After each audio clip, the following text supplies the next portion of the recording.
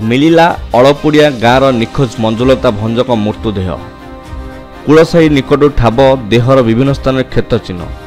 तेबे मंजुलता और आउ 2 जन महिला 3 जन प्रतिदिन साथी होई जाती ब्राह्मणी नदी को शौच होगापाई, किंतु गतकाली मंजुलता आगुआ चली जाइथिले।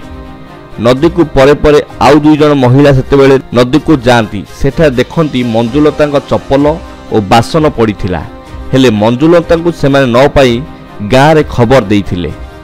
परे परे लोक रुंड होई खोजाखोजी करथिले।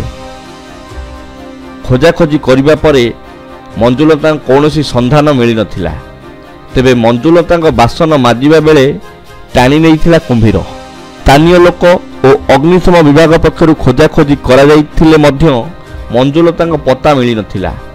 तेबे आज सकाळु कूलसाई निकट अर्थात कुंभीर टाणी नेइथिबा स्थानरु प्राय 3 किलोमीटर तले थिबा कूलसाई निकट दमकल बाहिनी द्वारा मंजुलता मृतदेह उद्धार करथिले।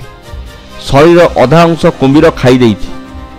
अन्य पक्षरे मंजुलता जने आध्यात्मिक लोक पूर्व सोमवार दिन आरड़ी जाइथिले। पानी भार नहीं जाइथिबा समय रे आरड़ी रे मध्य होई जाइथिले।